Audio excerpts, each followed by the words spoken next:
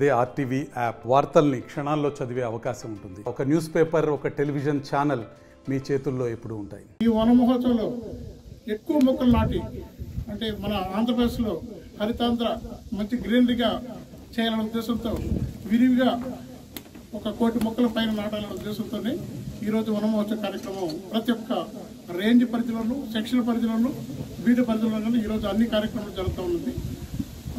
ఈ భాగంగా ఈరోజు మనం ఈ వన మహోత్సవం ప్రారంభం చేసుకుంటున్నాము.